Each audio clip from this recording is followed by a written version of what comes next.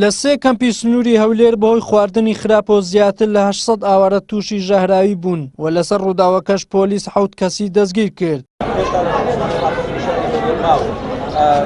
ئاوارەکانیش ڕایدەگەێنن ئەوان لە موسڵ هەڵاتن بۆ ئەوەی لە مردن ڕزگاریان بێت، بەڵام خەریک بوو بەهۆی خواردنی خراپەوە لە کەمپەکان تووشی مردن بن. بۆیە پێویستە لەمە دوا ڕێگە نەدرێ هیچ خواردنێک بەبێ پشکنینی پزیشکی داخلی کەمپەکان بکرێت. فطور العشاء تمن وفاصولية ودجاج. ئەوەیەکی کەم تووشی ژەهراوی بوون. ئەمە چۆن دەکرێت بەبێ ئەوەی پشکنینی پزیشکی بۆ بکرێت؟ بالأربعة وجو على الخيم سلموا خيمة فطور وشنا وتسممنا منه. دوای 15 خولەک پاش نان خواردنەکە تووشی ژەهراوی بوونێکی تون بوون. ئێمە نازانین کێ خواردنەکەی بۆ ئامادەکردین، بەڵام دەڵێن بە خراوێکی قەتەری هاوکات دوای ژەهراوی بوونەکەمان ئەمەیان بە ئەمپۆڵات گواستەوە بۆ نەخۆشخانە و لەوێشەوە تەنها مغەزی و فلاجینیان پێداوین. ئێمە لە موسڵ هەڵاتوین تاوەکو لە دەستی مردن ڕزگارمان بێت، بەڵام خەریک بوو بەهۆی خواردنێکی خراپەوە لێرە بمرێت. هەموو ئەوەل حالە ثالث حالە سەوە نەبینێ. ئەمە یەکەم زارنی حاڵەتی لەم شێوەیە ڕوئەدات. ئەمە بۆ سەیمین جارە، بۆیە پێویستە لەمە بەدواوە ڕێگە نەدرێت هیچ خۆراکێک بەبێ پشکنین بێنرێت بۆ کەمپەکان.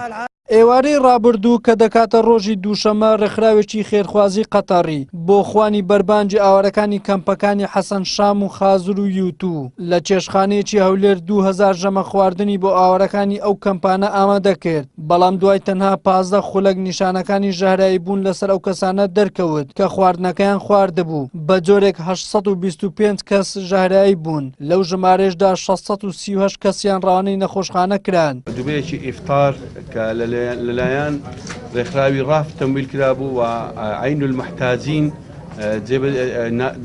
جێبەجێ کردبوو و لەگەڵ مەطعمەک لە ڕێستورانتی دنیا لە هەولێر. ئەو حاڵەتانی کە ڕوودا نەتیجا کە 825 حالەت تووشی تەسەمم بوو، 638 کەس داخلی نەخۆشخانە بوو، یەک حاڵەتی مردن هەبوو کە منداڵێکی 6 ساڵی لەناو کەمپ هەلەوێ مردبوو. تیمە تەندروستیەکان لە لێکۆڵینەوە سەرەتاییەکاندا بۆیان دەرکەوتووە کە بەهۆی زوو ئامادەکردنی خواردنەکان و بەرزی پلەی گەرماوە ئەو خۆراکانە ژەهراوی بوون.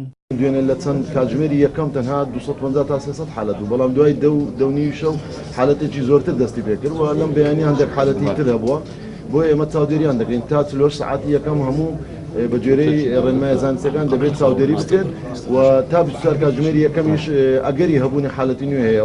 بەڕێوەبەری گشتی پۆلیسی هەولێریش ڕایدەگەێنێت بەهۆی ڕووداوەکە خاوەنی چێشخانەکە و 6 کەسیان دەستگیر کردووە و لە لێکۆڵینەوەش بەردەوامن. تیمەشی لێکۆڵینەوە لەو ڕووداوە پێک هات، ئێستا 7 کەس دەستگیر کراوە، 7 کەس، 6 لە یەک لە خاوەنی چێشخانەکە و 5 لەوانەیە کە چێشتەکەیان ئامادە کردووە و یەکێکیش لەو ڕێکخراوەی کە سەرپەرشتی گواستنەوەی خواردنەکانی کردووە.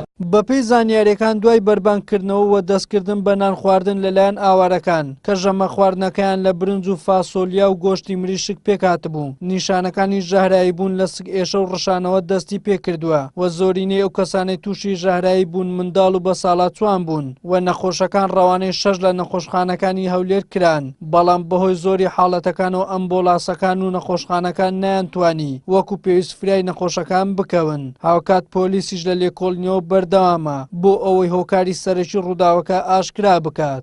وەلی سەلیم، کەناڵی ئاسمانی پێیان، هەولێر.